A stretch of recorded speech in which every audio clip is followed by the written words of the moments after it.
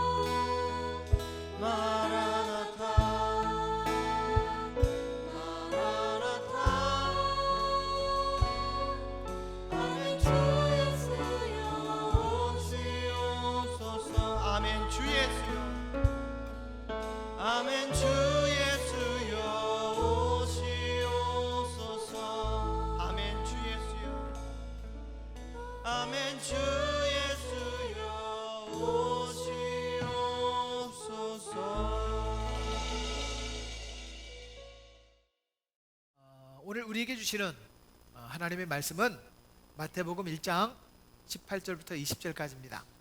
마태복음 1장 18절부터 20절, 제가 먼저 18절 봉독하겠습니다. 예수 그리스도의 나심은 이러하니라. 그의 어머니 마리아가 요셉과 약혼하고 동거하기 전에 성령으로 잉태된 것이 나타났더니,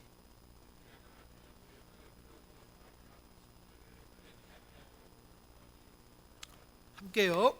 이 일을 생각할 때에 주의 사자가 현몽하여 이르되, 다윗의 자손 요셉아, 내 아내 마리아 데려오기를 무서워하지 말라. 그에게 잉태된 자는 성령으로 된 것이라. 아멘. 말씀의 제목을 여러분 한번 따라서 해주시기 바랍니다. 이끌림 받는 성도가 됩시다. 요즘은 대강절이라고 합니다. 혹은 대림절이라고도 표현하죠.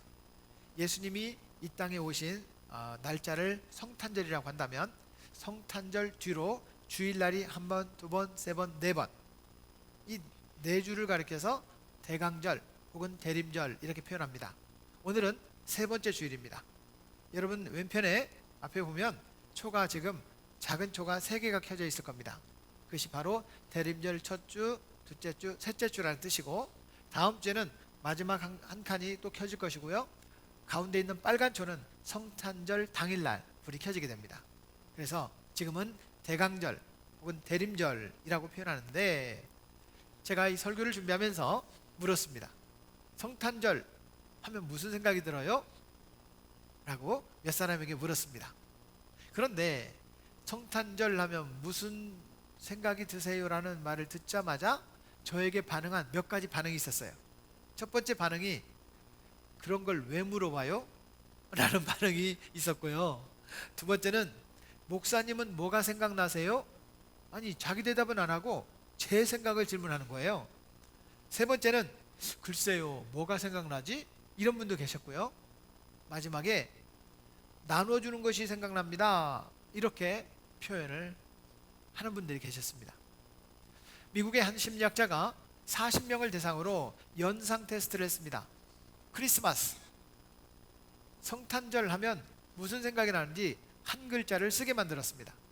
40명의 학생들이 이런 글을 쓰기 시작했습니다. 트리, 가시나무, 선물, 칠면조, 휴일, 캐럴, 산타클로스.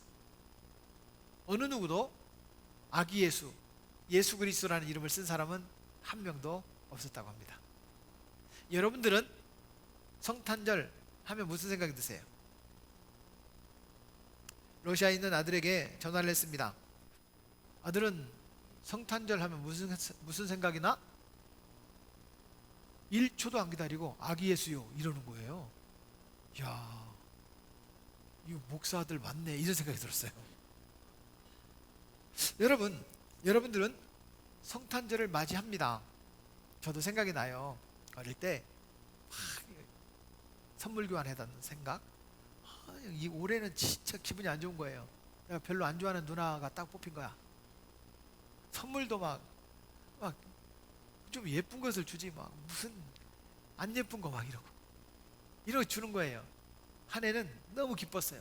제가 좋아하는 그스가 이렇게 줬단 말이에요. 너무 좋아요. 그런데 여러분, 제 기억 속에도 아기 예수님보다는 누가 생각나냐면 선물, 새벽송, 올라이트, 이런 건 생각나는 거예요.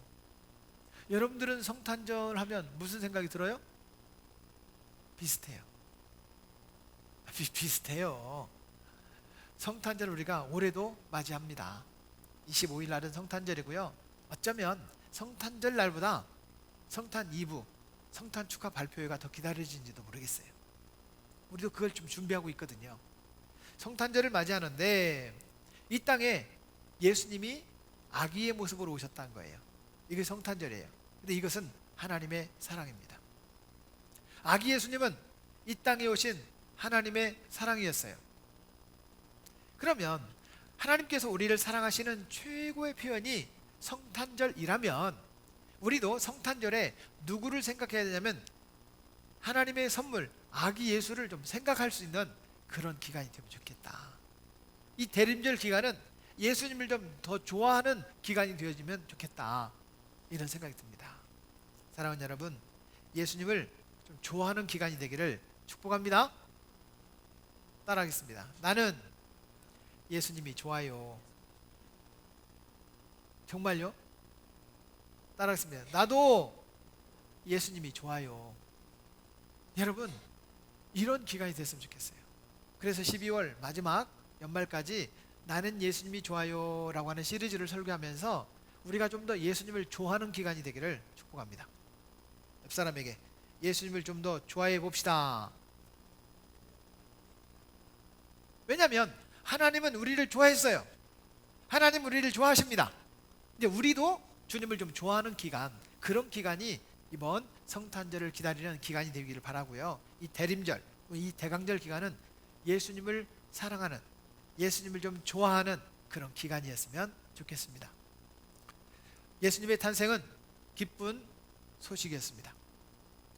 예수님은 이 땅에 오신 이 사건이 마태복음과 누가복음에 기록되어 있습니다. 그런데 이 마태복음과 누가복음에 보면 기쁜 소식을 전하는 천사 가브리엘이 한 여인을 찾아옵니다. 이 가브리엘이라는 천사는 기쁜 소식을 전하는 천사였어요. 그러니까 가브리엘을 방문을 받았다면 기쁜 소식이 오는 거예요. 여러분들도 가브리엘 천사의 방문을 받으시기를 바랍니다. 아멘 안 하네? 가브리엘 천사의 방문을 받으시기를 축복합니다. 그런데 이 가브리엘 천사가 마리아라는 이 여인에게 찾아온 거예요. 약혼을 했고 결혼식을 앞두고 있는 여인이었어요. 그 여인을 찾아온 거예요. 오늘 26절부터 28절 말씀에 보면 천사 가브리엘이 찾아와서 평안할지어다 말해놓고 주께서 너와 함께 하시도다. 여러분, 가브리엘 천사가 우리를 찾아와서 말합니다. 하나님께서 여러분들과 함께 계십니다, 이렇게 말해요. 굉장히 좋을 것 같은데요? 저도 굉장히 행복할 것 같아요. 천사가 찾아와가지고 나한테 하나님이 너와 함께 하시도다, 기쁘지 않겠어요? 기뻐요. 그런데 함께 있는 걸로만 기쁜 것이 아니라 뭔가 소식을 전해줄 거 아니에요. 가브리엘 천사가 소식을 전해주었습니다. 내가 아들을 낳을 거다. 근데 그 아들 이름이 하나님의 아들이다. 그 이름을 예수라고 해라. 이렇게 소식을 전했어요. 아니, 약혼해가지고 지금 결혼을 앞두고 있는 여인에게 뭐 애기를 하라고요? 이게 기쁜 소식일 리가 없습니다. 그런데 천사 가브리엘의 방문은 무조건 기쁜 소식이에요. 여러분, 이게 기쁜 소식이냐고요? 결국 마리아는 처녀의 몸이었지만 내가 할 수는 없는데 하나님께서 하시는군요, 인정을 합니다. 그런 사건이에요. 누가복음 1장 35절 말씀에 보면 이러므로 나실 바 거룩한 이는 하나님의 아들이라, 하나님의 아들을 내가 낳는다는 거예요. 그럼에도 불구하고 내가 감당할 수가 없어요. 왜냐하면 지금 결혼을 앞두고 있는 약혼한 여인이거든요. 마리아는 처녀의 몸이었지만 능치 못하시는 하나님의 능력이 없다는 사실을 믿고 인정합니다. 누가복음 1장 38절 같이 한번 읽어볼까요? 마리아가 이르되 주의 여종이 오니 말씀대로 내게 이루어지이다 하매 천사가 떠나가니라. 예수님의 탄생 소식은 마태복음하고 누가복음 두 군데 나온다고 했잖아요. 똑같은 사건인데 약간 표현이 다르게 나옵니다. 그렇습니다. 처녀인 마리아의 몸에서 예수님이 찾아오셨다. 이게 성탄절이에요. 글쎄요, 적어도 우리에게는 성탄절이 기쁜 소식인지 모르겠지만 네온 사인을 바라보면서 기뻐하는 길거리 사람들은 기뻐하는 소식인지 모르겠지만 적어도 마리아에게는 결코 기쁜 소식일 수만은 없었어요. 그렇지 않겠어요? 마리아의 입장에서 보면 이거는 거부하고 싶고 거절하고 싶고 인정하고 싶지 않은 그런 사건이었고, 성탄절은 찾아오지 않아야 될 사건이었어요. 근데 그 마리아에게 찾아왔던 사건이 어떻게 기쁜 소식일 수 있었겠느냐는 얘기죠. 사랑하는 여러분, 분명한 사실은 성령으로 잉태된다고 해도 지금 남편이 지금 기다리고 있는데 결혼식을 하고 새 신랑을 맞이해야 될 이 마리아에게 어떻게 이 놀라운 일이 생기냐 이 말이죠. 마태복음 1장 20절 말씀에도 이렇게 분명히 말씀하셨습니다. 그에게 잉태된 자는 시작 성령으로 된 것이라. 성령께서 이렇게 너에게 말하는 거니까 너는 따라와라. 이게 무슨 불공평한 일입니까? 내가 동의도 안 했는데 어떻게 내 몸에 아기가 생긴다는 말입니까? 말도 안 됩니다. 주님 거두어 주시옵소서. 이렇게 말해야 마땅하단 말이에요. 그런데 마리아는 그 말씀대로 이끌려 갑니다. 하나님께서 말씀하시오니 내가 따라가겠습니다. 여러분 생각해 보세요. 내가 원하는 대로 하는 것보다 이끌려가는 삶, 이 둘 중에 하나가 있다면 사람들은 내가 원하는 대로 살고 싶은데, 마리아는 안 됩니다 라고 말하고 싶은데 성령의 이끌림을 따라갔다는 거예요. 그래서 오늘 말씀의 제목을 그렇게 정해본 거예요. 성령의 이끌림을 받는 성도가 되자. 따라하겠습니다. 이끌림을 받는 성도가 되자. 그렇다면요, 이끌림을 받는다는 것, 따라와 이게 아니라 이끌림을 받는다는 뜻이 무슨 뜻이냐 라고 하는 거예요. 이끌림을 받는다는 것은 내 의지가 아니라 타 의지라고 하는 뜻입니다.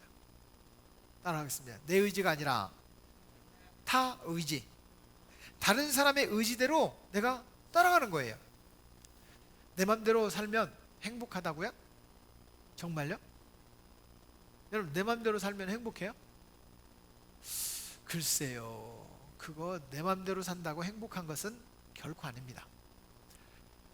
다른 사람을 따라가면 내가 뭔가 부족한 것 같고, 다른 사람 쫓아가면 내가 뭔가 모자라는 것 같고, 이런 느낌이 들어요. 그런데 실제로 보면요, 세상에는 누군가를 따라갑니다. 스승을 따라가고 선배를 따라가고, 내가 누군가를 따라가는데 내 인생의 모델이 있어서, 내 인생의 멘토가 있어서 그걸 따라가게 돼 있습니다.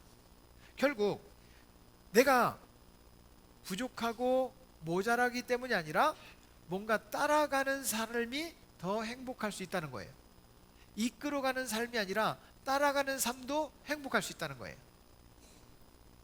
자녀들도 부모님 뜻대로 살기보다는 내 맘대로 살았으면 좋겠다 생각이 들어요. 엄마는 좀 신경 쓰지 마, 제발 좀 내 인생 내가 좀 한번 살아보게 라고 생각합니다. 그러면 내 맘대로 살면 과연 부모님을 감동시킬 수 있어요? 부모님보다 더 행복하게 살 수 있어요? 내 맘대로 살면? 자기가 부모님 입장이 돼 보면 그때 알아요. 그때는 너무 늦어요.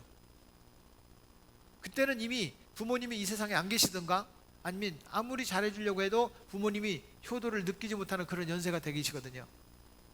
여러분, 왜 우리는 내 맘대로 살아야 더 행복하다고 생각하죠?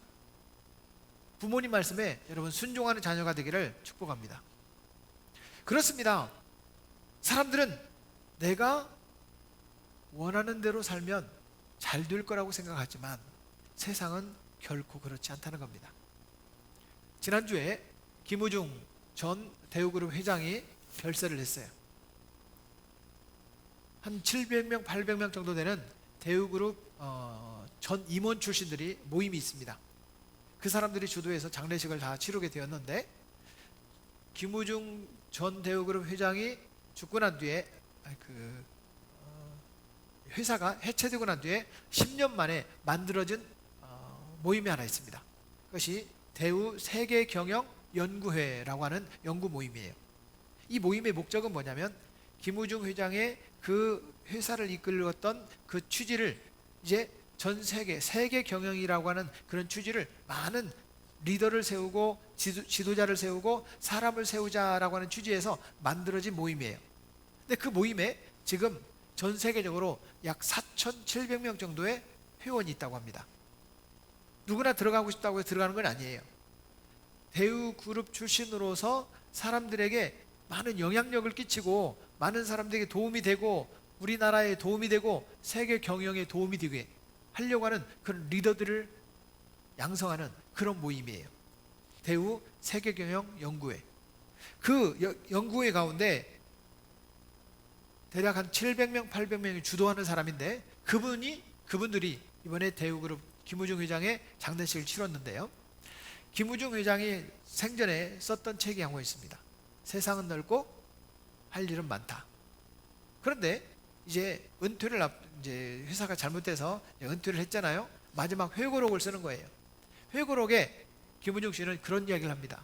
아직도 세상은 넓고 할 일은 많다. 여러분, 김우중 회장이 떠났지만 우리도 마찬가지입니다. 아직도 세상은 넓고 할 일은 많다. 아마 우리 교회 성도 중에 누군가는 전 세계를 다니며 로렌 커닝햄 박사님처럼 전 세계에 한 나라도 빠짐없이 방문하고 선교하는 선교사로 나오기를 축복합니다. 전 세계를 돌아다니면서 모든 나라와 거래하는 그런 기업가도 나오시기를 축복합니다. 우리나라 전국에 각 지사를 두고 운영하는 그런 세상의 넓은 세상을 좀 이렇게 돌아다니면서 사업하는 그런 사업가도 나올 수 있기를 축복합니다. 그런데 저는 이런 생각이 들었어요. 아니, 어떻게 회사가 망했는데 국가에 18조 가까운 엄청난 돈을 빚을 못 갚고 지금 있는 이런 사람을 그 많은 사람이 따라가느냐. 700~800명이 주도하는 그룹들이고 4,700명이라고 한다면 회사가 망한 지 19년 됐어요. 그런데 그런 회사의 취지를 따라서 사람들이 어떻게 거기 모이느냐 이 말이에요. 한 기자가 그런 말을 해요. 우리나라의 가장 대표적인 삼성, 현대, LG, SK 이런 기업들은요, 그 회사 나오면 회사하고 원수죠. 안 뭉쳐. 근데 이 회사는 어떻게 망했는데도 불구하고 20년 가까이가 지났는 이 망한 회사에 그 리더 그룹들이 모여서 이렇게 세계 경영을 외치고 있느냐 이 말이에요. 이 도표를 한번 봐주십시오. 여러분, 이 도표를 한번 보십시오. 이 도표는 혁신에 따른 유형이라고 하는데, 앞에 혁신가 그룹 2.5%, 초기 채택자 그룹 13.5%, 초기 대다수 34%, 후기 대다수 34%, 여기는 혁신 지체자라고 하는데요. 적어도 사람들이 이끌어갈 때 앞에 2.5%가 진정한 리더라는 거예요. 아니, 13.5%까지 리더로 쳐주더라도 16%만이 리더고 84%는 따라간다는 거예요. 여러분, 이끌어가는 게 정말 행복할까요? 따라가면은 뭔가 모자란 건가요? 세상은요, 84%가 따라가는 사람이고 16% 이 사람들만이 리더 그룹이에요. 여러분, 잘 따라가는 것도 행복한 거예요. 저도 그런 생각이 들어요. 제가 담임 목사지만 이 자리에 서는 것이 굉장히 힘듭니다. 어렵습니다. 준비가 굉장히 많이 필요합니다.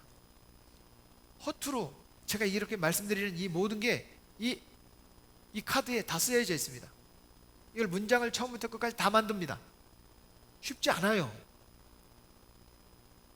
개척할 때부터, 아니 2006년도에 담임 목사를 시작할 때부터 처음부터 끝까지 원고가 다 있어요.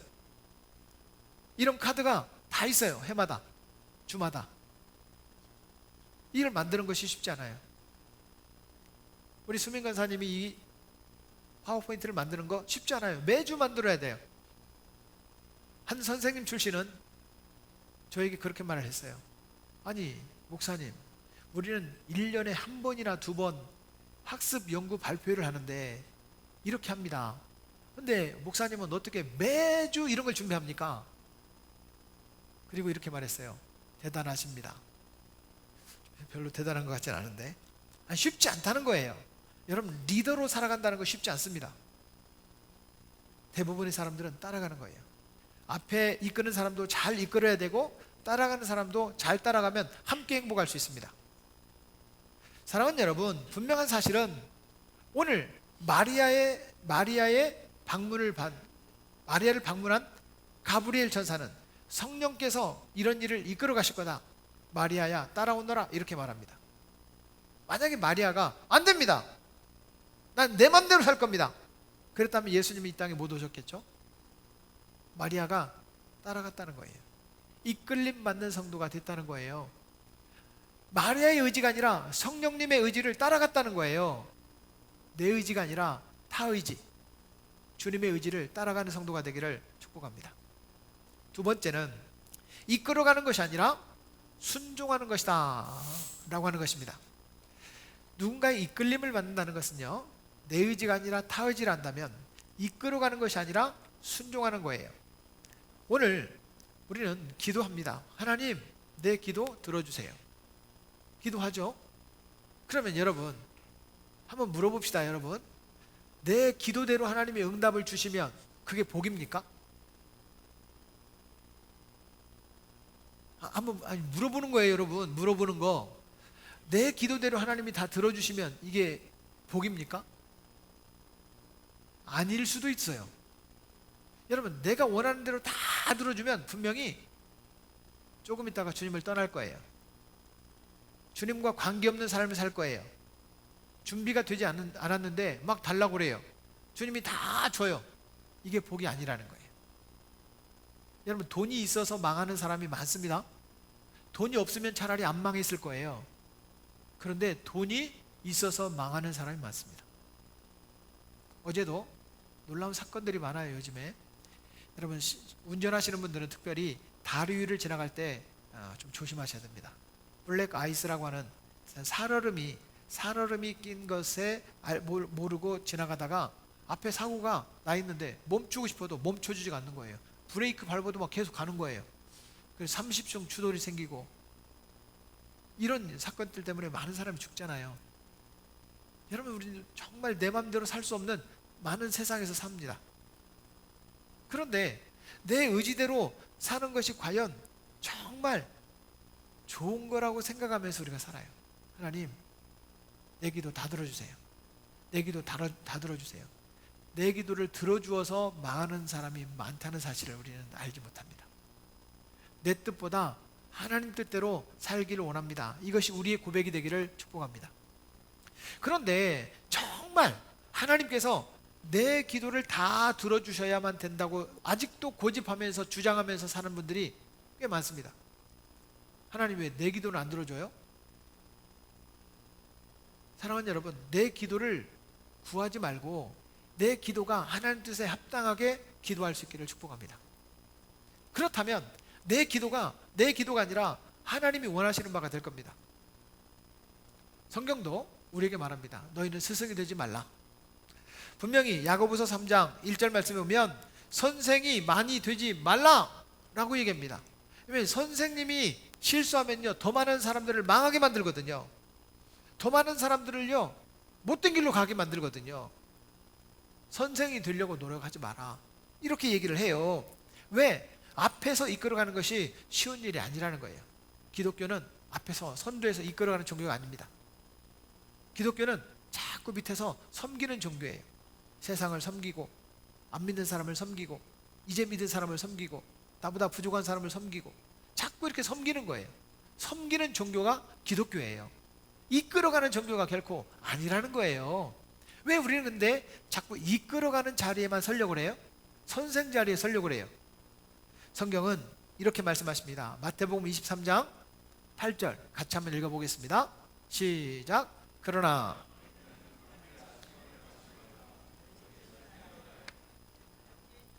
선생은 오직 누구밖에 없다고요?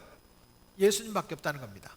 그러니까 예수님 말씀하시는 대로 우리가 따라갈 수 있다면 더 행복하다는 거예요. 왜 우리가 이끌어가는 자리에 서려고 하는 걸? 예수님을 선생님 자리에 놓고 예수님을 따라간다면 더 행복할 수 있다는 거예요. 사랑하는 여러분, 이 땅에 주님 말씀대로 따라가면요, 모두가 함께 행복해집니다. 잘난 사람도 없고, 부족한 사람도 없고, 차별도 없고, 왕따도 없고, 함께 행복할 수 있어요. 근데 내가 이끌어가니까 내 경쟁자는 나를 싫어해요. 솔직히 여러분, 내 경쟁자가 잘 되면 기분 나빠요, 기분 나빠요. 조금 믿음이 좀 더 잘해야 되겠네. 그것도 인정해 줄 수 있어야 되는데, 근데 저도 기분 나빠요. 사랑하는 여러분, 분명한 사실은 예수님만이 스승이라면 예수님 뒤를 따라갈 수 있습니다. 예수님 뒤를 따라간다면 여러분, 우리도 예수님의 길을 갈 수 있어요. 예수님이 따르는 본이 되어 주셨습니다. 이사야 53장 7절 말씀에 보면 이사야 53장 7절. 마치 도수장으로 끌려가는 어린 양과 털 깎는 자 앞에서 잠잠한 양같이 되었다. 주님은 그 고통과 어려움을 끝까지 순종했다는 겁니다. 예수님도 고통 싫어요. 예수님도 뺨 맞는 거 싫어요. 예수님도 채찍이 맞는 거 싫습니다. 그런데 그 길을 순종하면서 갔다는 거예요. 왜? 하나님 아버지가 나를 통해 인류를 구원하시기 위한 하나님의 계획이기 때문에 따라간 거예요. 하나님의 놀라운 계획을 나도 순종하는 본이 되어주신 예수님께서 우리에게도 말하는 겁니다. 선생 되지 마라. 선생은 예수님밖에 없습니다. 그 예수님을 따라가는 저와 여러분 되기를 축복합니다. 지도자가 되려고 하지 말고 순종하는 사람이 되자. 이것을 서번트 리더십이라고 합니다. 여러분, 우린 섬기는 리더가 될 수 있습니다. 왜 자꾸 앞에서 이끌어가요? 그거 쉽지 않아요, 여러분. 사장님이 되어보십시오. 쉽지 않아요. 교장 선생님이 되어보십시오. 총장님이 되어보십시오. 쉽지 않아요. 어느 모임에 리더가 된다는 거 쉽지 않아요. 차라리 잘 따라가서 서포트하면 돼요. 근데 성품적으로 밑에서 잘 돕는 그런 사람들이 있어요. 근데 내가 리더가 되려고 하니까 이게 헷갈리는 거예요. 더 혼란스러운 거예요. 모두가 불편한 거예요. 사랑하는 여러분, 저와 여러분들이 주님을 따라가는 순종하는 사람 되기를 축복합니다. 그렇다면 어떻게 성령님의 이끌림을 받는 성도가 될 수 있는가? 라고 하는 거예요. 성령님께 이끌려서 아기 예수님으로 오셨어요. 아기 예수님이 오셨는데 그것이 바로 성탄절이에요. 이 성탄절 기간에 우리도 아기 예수님을 이 땅에 보내주신 성령의 그 이끌림을 받는 성도가 되려면 어떻게 해야 되느냐? 첫째는 임재하심을 경험하는 것입니다. 자, 따라하겠습니다. 임재를 경험합시다. 오늘 1장 20절 말씀에 보면 주의 사자가 현몽하여 이르되 이렇게 얘기합니다. 자, 따라서요. 주의 사자가 현몽하여 이르되 하나님의 천사가 우리 가운데 임했다는 거예요. 영어 성경에 보면 이것을 주의 사자, 주님의 천사라고도 말을 하지만 성령이라고도 말을 해요. 성령이 우리에게 나타났다는 거예요. 여러분, 그것을 임재라고 표현합니다. 여러분, 이 자리가 예수님이 우리와 함께 계시는 그것이 느껴지는 자리가 되기를 축복합니다. 담임 목사가 또 우리 김혜순 목사님이 또 우리 성도가 주인이 아니고 예수님이 이 예배 주인이에요. 그것이 느껴지고 경험되어지기를 축복합니다. 그것을 임재라고 표현한다면, 우리는 찬양이 굉장히 뭉클해, 가슴이 뜨거워. 우리 찬양이 더 좋아졌어. 근데 주님이 참 함께 하시는 것 같아. 우리 예배는 뜨거워. 우리 예배는 뭔가 있어. 표현을 못하지만 뭔가 있어. 달라. 이게 느껴지는 거예요. 우리가 무슨 성악가가 찬양 인도를 합니까? 우리 세션이 완전 다 갖춰져 가지고 모든 게 좋습니까? 부족해요. 모자라요. 그런데 좀 달라. 오늘도 주님이 나와 함께 계시네? 이것이 느껴져야 돼요. 따라하겠습니다. 오늘도 주님이 나와 함께 계시네? 옆 사람에게 손잡고, 오늘도 주님이 우리와 함께 계시네?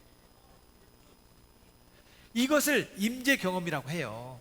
우리 예배가 임재를 경험하는 예배가 되기를 축복합니다. 사무엘 선지자는 아기 때 엄마 한나가 성전에 드렸어요. 성전을 생활하는 거예요. 성전에서 잠을 자요. 그때 하나님께서 임하셨어요. 사무엘아, 사무엘아 부르는 거예요. 몰랐어요. 제사장이 부른 줄 알고, 예, 제사장님 부르셨습니까? 쫓아가는 거예요. 3번이나. 따라하겠습니다. 여호와께서 임하여. 그 꼬맹이 아이에게라도 하나님께서 임하신다는 거예요. 하나님이 함께 계시는 것이 느껴지는 거예요. 지난주에 아동부 영상을 우리 인스타그램에 올렸어요. 유튜브에 올렸는데 아동부 예배의 장면을 한번 보십시오. 꽃들도 새들도 고개를 막 흔드는 아기가 하나 있어요. 글쎄 이놈이 그 예배를 제대로 드리는 건가. 그런데 아동부를 이끄는 우리 선생님들이 하는 말이 꽃들도 찬양을 딱 틀어주면 방석 갖고 가서 딱 앉는데요. 우리 지금 아동부 예배 현장입니다. 그 아이들은 뭘 느끼냐면 꽃들도만 부르면 예배 시간이다 이걸 느껴요. 우리는 카운트다운이 딱 틀어지면 예배 시간이다 이걸 느껴야 되는데 그때도 막 차 마시고 막 찬양 시작하면 들으려고 막 왔다 갔다 하고 이런 분들 계세요. 우리 유튜브 예배가 조금 더 뜨거운 것 같아. 아동부 예배가 조금 뜨거운 것 같아. 여러분 그 임재가 느껴지기를 축복합니다. 다시 말하면 사무엘 같은 아이에게도 여호와께서 임한 것처럼 우리 아동부에도 하나님께서 임하시는 것처럼 우리 예배 가운데 하나님이 임하시기를 축복합니다. 모세가 양을 치던 때였어요. 이상하네. 저쪽에 불이 붙었는데 나무가 안 타는 거예요. 아니 불이 붙었으면 나무가 타야 되는데 나무가 안 타는 거예요. 신기한 그런 불이 이렇게 켜져 있는 모습을 보면서 모세가 거기로 갑니다. 어디로? 불이 붙어 있는 나무 쪽으로 갑니다. 가는데요. 거기에 여호와께서 그가 오는 것을 보시고 돌이켜 그를 지켜본 거예요. 하나님이 거기 계신 거예요. 여호와께서 그가 보려고 돌이켜 오는 것을 보신지라. 어디에서? 그 자리에서. 그리고는 모세를 부릅니다. 모세야 모세야 하시매 그가 이르되 내가 여기 있나이다. 하나님이 이르시되 이리로 가까이 오지 말라. 내가 선 곳은 거룩한 땅이니 내 발에서 신을 벗으라. 하나님께서 모세 앞에 나타나신 거예요. 아니요, 하나님 계신 곳에 모세가 가까이 간 거예요. 하나님과 모세가 만난 거예요. 이걸 뭐라고 하느냐 따라하겠습니다. 임재. 우리 예배 가운데 하나님을 만나는 자리가 되기를 주의 이름으로 축복합니다. 임재가 있는 곳, 그게 성령에 이끌리는 거예요. 어쩌면 오늘도 전주에서, 군산에서, 함열에서, 익산 곳곳에서, 저 군산 나포에서 이렇게 여기 왔어요. 내가 그냥 온 것 같지만 성령님께서 우리를 이끌어 주셔서 이 자리에 오게 되신 줄로 믿습니다. 이미 성령님의 이끌림을 받은 저와 여러분들이에요. 사랑하는 여러분, 저와 여러분들이 그 아기 예수님이 성령에 이끌려서 이 자리에 오신, 이 땅에 오신 것이 성탄절이라면 이 성탄절을 맞이하면서 성령에 이끌려서 살아가기를 다짐하는 저와 여러분 되기를 축복합니다. 두 번째는 성령님의 이끌림을 받는다는 것은 뭐냐? 말씀대로 이루어지는 것입니다. 따라하겠습니다. 말씀대로 이루어지는 겁니다. 오늘 마태복음 1장 22절 23절 말씀해 보면 우리 같이 한번 읽어볼까요? 시작. 이 모든 일이 된 것은 주께서 선지자로 하신 말씀을 이루려 하심이니 이르시되 제가 읽겠습니다. 보라 처녀가 잉태하여 아들을 낳을 것이요 그의 이름을 임마누엘이라 하려 하셨으니 이를 번역한즉 하나님이 우리와 함께 계시다 함이라. 다시 말하면 선지자들이 이미 말씀하신 거예요. 그대로 예수님이 이 땅에 오셨다는 거예요. 여러분 하나님의 말씀이 저와 여러분들에게 임하고 그 말씀대로 이루어지는 그런 역사가 있기를 축복합니다. 사실은 제가 어느 글을 읽어보니까 참 재밌는 글을 읽었어요. 지금 우리가 예배 드리고 있잖아요.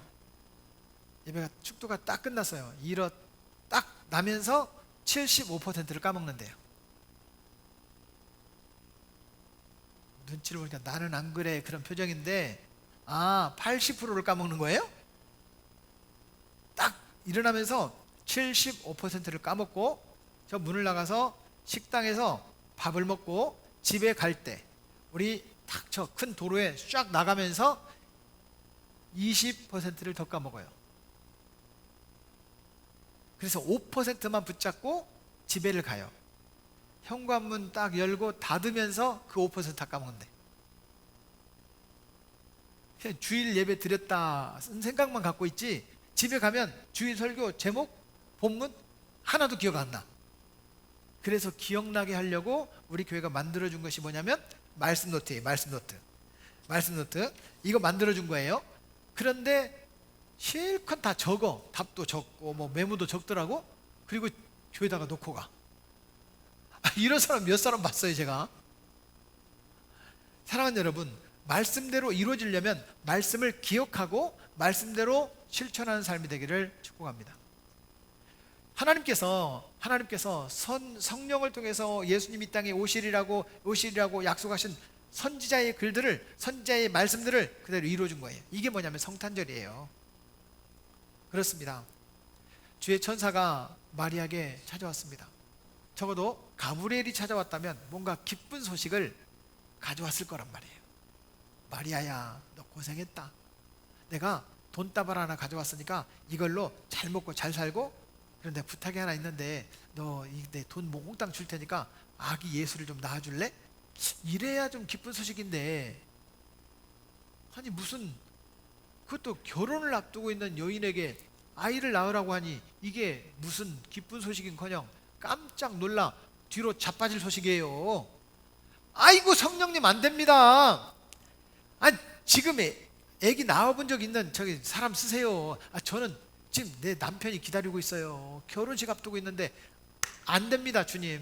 성령님 잘못 찾아오셨어요. 주소가 저쪽 옆 동네 아니에요? 옆 동네? 이렇게 말해야 될 텐데 마리아가 이렇게 이야기를 합니다. 주님, 내 몸을 사용하소서. 주의 말씀대로 이루어지이다. 따라하겠습니다. 주의 말씀대로 이루어지이다. 주님, 나를 통해 주님의 일을 하시옵소서. 이 고백을 하는 거예요. 나는 부족하지만, 나는 모자라지만, 나는 자격이 없지만 나를 통해 주님의 일을 하시옵소서. 사랑하는 여러분, 우리 교회에서 윌리엄 캐리처럼 근대 선교의 아버지라고 말하는 이 선교사님도 나오기를 바랍니다. 우리 교회에서 세계를 깜짝 놀라는 그런 사업가도 나오기를 축복합니다. 내가 누군가를 좀 쓰고 싶다. 얘들아, 내가 누군가를 좀 쓰고 싶은데 누가 저는 성격이 좀, 저는 돈 버는 기술이 없어가지고요. 주님 그러지 말고 아무개 좀 쓰세요. 아무개. 저는 영어를 못해갖고 안 되겠어요. 사랑하는 여러분, 주님, 나를 통해 주님의 일을 이루시옵소서. 이것이 우리의 고백이 되기를 바랍니다. 따라하겠습니다. 주님, 나를 통하여 주님의 일을 이루시옵소서. 마리아는 말도 안 되는 그런 사건 속에서 주님 앞에 성령님께 고백을 합니다. 나를 통해 이루시옵소서. 사랑하는 여러분, 저와 여러분들이 하나님의 말씀을 이루는 성도가 되기를 축복합니다. 내 마음대로 살면 분명히 잘 살 거라고 생각하지만 아니요, 말씀대로 이루어가는 삶을, 하나님의 말씀을 이루는 일에 우리가 쓰임받기를 바랍니다. 그렇다면 하나님의 일을 이루어가려면요, 우리는 세 가지를 해야 돼요. 세 가지. 첫째는요, 말씀을 알아야 돼요. 여러분, 성경을 자꾸 읽고 성경을 공부하고 알아야 돼요. 두 번째는 하나님의 말씀을 여러분 들어야 돼요. 자꾸 들어야 돼요. 그래서 예배 시간에 와서 하나님의 말씀을 듣고 그 말씀대로 실천하려고 노력해보고, 세 번째가 실천하는 거예요. 말씀을 알고 말씀을 듣고 말씀을 실천하면 말씀대로 순종하는 거예요. 자, 따라하겠습니다. 알고 듣고 실천합시다. 그렇게 말씀대로 이루어가는 삶이 되기를 축복합니다. 맞습니다. 하나님의 말씀이 이루어가는 것, 하나님의 말씀이 제대로 임한 것, 이것이 성탄절이에요. 성탄절을 맞이하면서 오늘도 우리가 하나님의 말씀대로 순종을 다짐하기를 주의 이름으로 축복합니다. 마지막 세 번째는 하나님의 능하심을 따르는 것입니다. 성령으로 이끌림 받는 성도가 되려면 따라하겠습니다. 임재를 경험하는 것입니다. 말씀대로 이루어지는 것입니다. 마지막 세 번째, 시작. 하나님의 능하심을 따르는 것입니다. 다시 말하면 내 능력이 아니라 하나님의 능력을 따라가는 것, 이게 성령의 이끌림 받는 거예요. 오늘 성경 말씀 누가복음 1장 37절 38절인데 오늘 본문은 마태복음이었거든요. 예수님의 탄생 소식은 마태복음과 누가복음에 기록되어 있는데 똑같은 사건이에요. 똑같은 본문이라는 말이에요. 37절 말씀 38절 같이 읽겠습니다. 시작. 대저 하나님의 모든 말씀은 능하지 못하심이 없느니라. 마리아가 이르되 주의 여종이오니 말씀대로 내게 이루어지이다 하매 천사가 떠나가니라. 주의 말씀은 능치 못함이 없다는 거예요. 그럼 누구를 따라갈 것인가? 그럼 비전문가, 이 사람 따라가면 같이 망하는 거예요. 전문가 중에서도 나를 제일 잘 이해하고 나를 잘 이끌어갈 수 있는 사람을 따라가야 돼요. 맞죠? 잘 가르칠 수 있는 사람이 있다고 해도 나하고는 안 맞아. 왜냐하면 그분이 있는 곳에 가면 잘 못 배우는 거예요. 적어도 나에게 잘 가르쳐주고 내 성품을 잘 가르쳐주고 이런 분들이 내 진짜 스승이고 멘토예요. 사람의 성격을 연구하다 보면 참 재밌습니다. 어떤 사람은 논리적으로 처음부터 계획까지 딱 맞는 이야기를 딱 해주면 잘 받아들이고, 어떤 사람은요 감동을 해야 돼. 이 감동을 하지 않으면 못 받아들이는 사람이 있어요. 성품이 달라요. 이 얘기했다 저 얘기했다 이 얘기했다 막 주제가 없어. 그래도 잘 알아듣는 사람이 있어요. 어떤 사람은 처음부터 끝까지 한 주제를 쫙 얘기해 알아듣는 사람이 있어요. 여러분 보세요. 우리는 내 능력의 한계만큼만 받아들여요. 근데 내가 옆 사람 봐요. 잘났어요? 그럼 옆 사람 축복해 주세요. 잘나기를 축복합니다. 그런데 저는 제가 잘나지 못하다는 사실을 깨달았어요. 2011년 개척을 하면서 사실 저는요 자신감이 넘쳤습니다. 익산에 내려와서 내가 할 수 있는 거 할 수 있다. 개척하면 금세 몇 년 만에 몇백 명이 되고 정말 우리 교회를 통해서 또 다른 교회들이 세워지고 한 7개 교회를 세워서 진짜 멋지게 모델을 만들 거다. 꿈을 꿨고 실제로 열심히 했습니다. 진짜 열심히 했습니다. 일주일에 4,000가정 이상을 돌아다니면서 전도했습니다. 꼬맹이들까지 막 아이스크림 사줘가면서 막 익산에 저 금강교차로 저쪽 목천포 다리 막 저 팔봉 입구 저 하멸에서 들어오는 입구 전부 다 사람들이 막 걸어오면서 기도하고 중앙체육공원에 모여서 막 선포하고 막 이러 했습니다. 야, 뭐 되더라고요. 한 80명쯤 모일 때. 야, 누가 개척 어렵다고 그랬어. 개척 진짜 쉽다. 80명이 모였어요. 큰 어려움을 경험하게 됐어요. 제 마음속에 야, 이거 우리 교회 이거 나 자신이 없다. 참 힘들다. 이런 생각이 들게 됐어요. 이거 내 마음대로 되는 거 아니네? 한계를 느끼고 나서 제가 할 수 있는 것이 뭐였냐면 아무것도 할 수 있는 게 없구나 하는 사실을 깨달았어요. 주님, 왜 나를 개척시키셨어요? 그냥 꽤 괜찮은 교회 그냥 있게 만드시지. 주님 왜 개척을 시키셨으면 좀 도와주셔야 되잖아요. 이거 너무한 거 아니에요? 라고 따지려고 했는데 제 성품적으로 따지는 거 잘 못해요.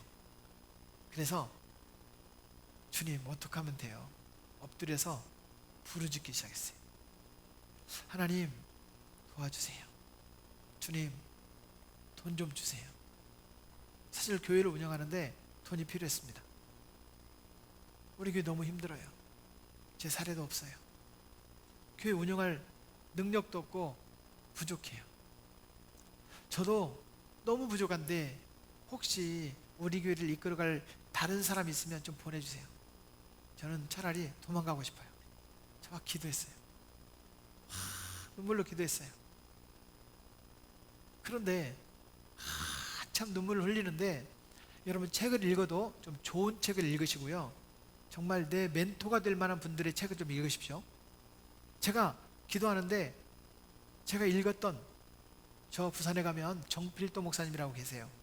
은퇴를 하셨지만 그 어르신이 쓴 책 가운데 교회는 무릎으로 세워진다는 책이 있는데 그 책에서 읽었던 그 문구가 제 마음속에 확 와닿는 거예요.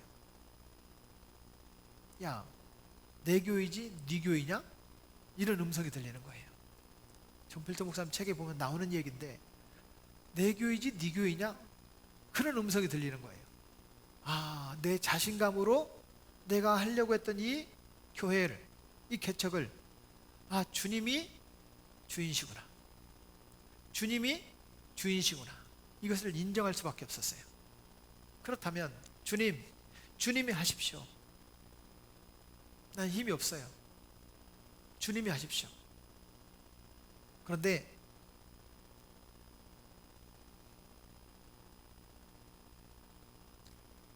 제 원고에 없는 얘기를 한마디 하려고 합니다. 저에게 너무 힘이 되었던 사건이 뭐냐면 우리 홍지민 집사님이 다시 돌아온 거예요. 저는 너무 힘이 됐어요. 아, 이제는 주님이 하시겠구나. 이게 느껴졌어요. 내 자신감이 아니라 주님이 하시는구나. 사랑하는 여러분, 내 힘을 빼면 그때부터 주님이 일하십니다. 내 힘을 안 빼면 주님이 기다리세요. 내 힘을 빼고 나니까 주님이 그때부터 일하기 시작했어요. 그리고 어렵게 하나님께서 저희 부부가 미국 교회를 한번 갈 수 있는 기회를 주셨어요. 10만 4천 원 내고. 그 사건은 예배 끝나고 나중에 얘기할게요. 10만 4천 원 내고 미국을 왕복으로 갔다 올 수 있는 기회가 생겼어요. 미국 교회를 갔어요. 제 멘토인 탐머스 목사님에게 물었어요. 왜 교회가 이렇게 부흥이 안 됩니까? 목사님처럼 부흥하는 비결, 버튼만 누르면 교회가 확 부흥하는 비결 좀 가르쳐 주세요. 그런데 그 엄청난 교회 목사님이 15,000명이나 모이는 그런 목사님이 저에게 말하는 거예요. 배 목사님, 성경에는 교회를 부흥시키라는 말이 없어요. 전도하라고 그랬지. 아하, 내가 할 일은 교회를 부흥시키는 일이 아니라 전도하는 일이구나. 이걸 깨닫고 오게 만들어 주셨어요. 사랑하는 여러분, 내 힘을 빼십시오. 그럼 주님이 이끌어 가십니다. 주님의 이끌림이 보여요. 내 맘대로 살면 행복할 거라고요? 아니요. 주님의 이끌림을 받아서 따라가는 성도가 행복한 성도입니다.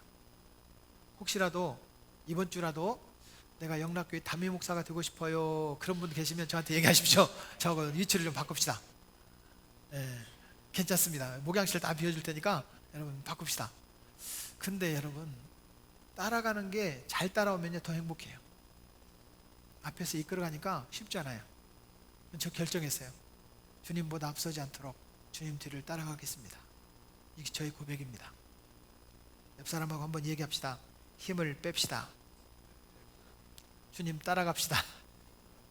그럼 주님이 이끌어 가십니다. 그 뒤를 따라가면 행복합니다. 나도 행복하고 주님도 행복하고 우리 모두가 행복할 수 있어요. 제가 보면 우리 성도들도 목사 입장에서 보면 여러분, 내가 뭔가 해보려고 하는 분들이 보여요. 주님의 뒤를 다 따라가는 사람이 보여요. 사랑하는 여러분, 내가 주님보다 앞서가지 말고 주님 뒤를 따라가는 성도, 진짜 좋은 성도예요. 자, 옆 사람에게 좋은 성도가 됩시다. 그런데 놀라운 사실은 37절 말씀에, 누가복음 1장 37절 말씀에 이렇게 말씀하시는 거예요. 대저 하나님의 모든 말씀은 능하지 못하심이 없느니라. 시작. 하나님의 모든 말씀은 능하지 못하심이 없느니라. 하나님께서 못하실 일이 없다는 거예요. 근데 하나님 뒤를 따라가면 되지. 못하는 것 투성인 내 마음대로 왜 살려고 하냐는 거예요. 사랑하는 여러분, 사업 시작하면 막 대박 날 줄 알았죠? 안 돼요. 내가 공부하면 뭐 그냥 막 공부가 잘 될 줄 알았죠? 그게 안 돼요. 나는 능력에 한계가 있는데, 야, 여기까지 온 게 하나님의 은혜입니다, 이렇게 고백하는 사람이 있는가 하면, 진짜 힘들어요 이렇게 고백하는 사람들이 있어요. 지금 베트남에 가면 박항서 BTS보다 더 인기 많은 사람이 박항서예요. 지금 우리나라 통영에 왔어요. 지금 전지훈련 하려고. 박항서 감독이 경기가 시작되기 전에 항상 벤치에 앉아서 기도를 한다고 합니다. 베트남은 지금 공산국가예요. 그런데 베트남 사람들이 물어본답니다. 박항서 감독 저 지금 뭐 하는 겁니까? 기도하는 겁니다. 그가 크리스천입니까? 예, 박 감독은 크리스천입니다. 어쩐지 사람들이 그런답니다. 어쩐지 어쩐지 다르더라는 거예요. 박항서 감독은 자기 능력으로 할 수 있는 게 아니라 하나님이 도와주시지 않으면 안 된다는 것을 믿기 때문에 기도하는 거예요. 기자가 물었습니다. 박 감독님, 우리나라 국가대표 감독이 될 마음은 없으십니까?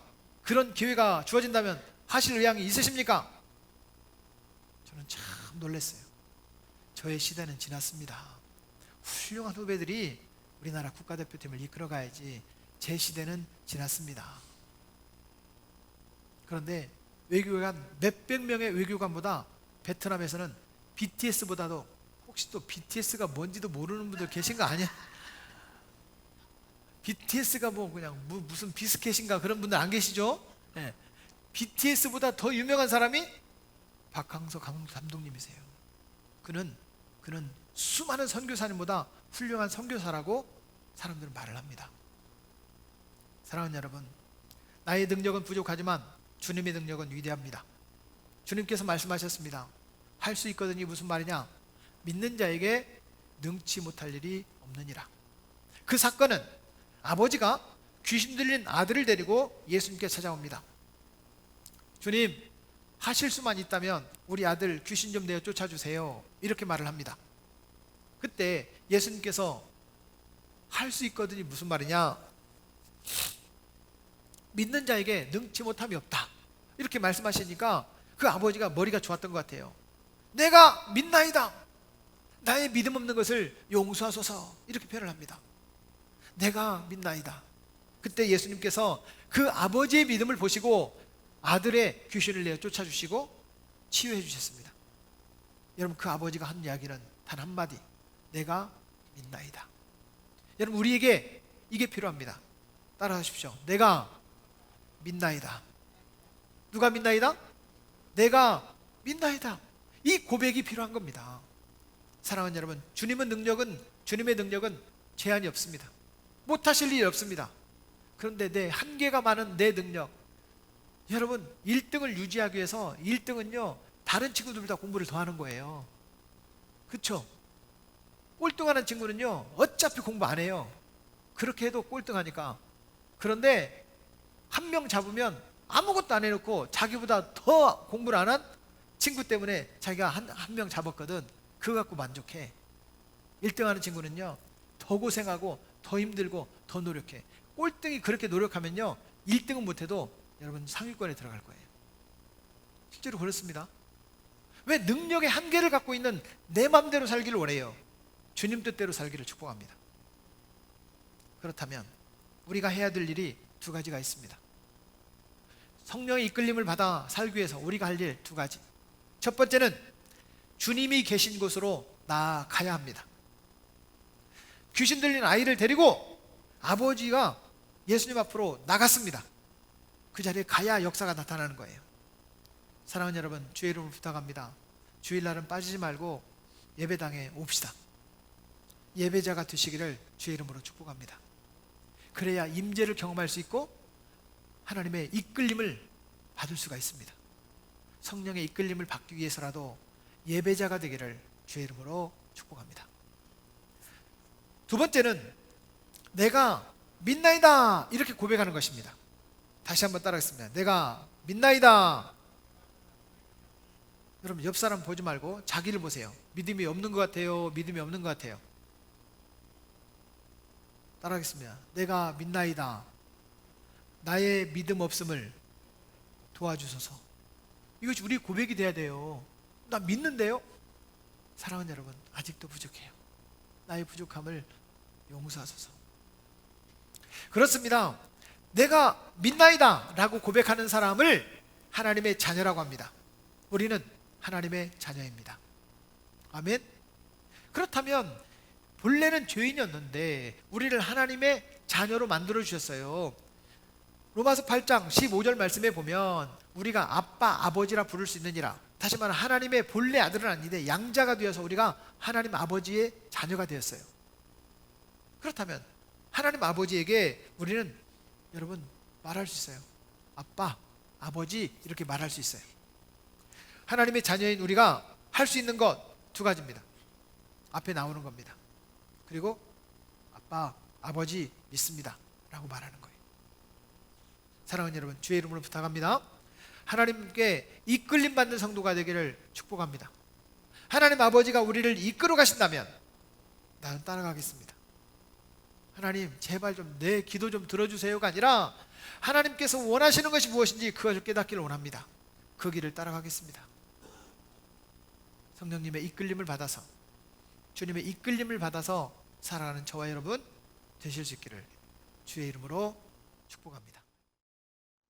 이제는 우리 구주 예수 그리스도의 은혜와 우리를 이끌기 위하여 예수 그리스도 이 땅에 보내주시어 성탄에 더욱더 주님의 이끌림을 받기를 원합니다. 결단하게 만드시는 성부 하나님의 놀라운 사랑과 오늘도 우리와 함께 동행하시고 앞서가시며 우리를 이끌어 가시는 성령님의 인도하심과 보호하심과 동행하심이 여기 모여 함께 예배하는 주의 백성들 머리머리 위에 나도 주님의 이끌림을 따라 순종하기를 원합니다.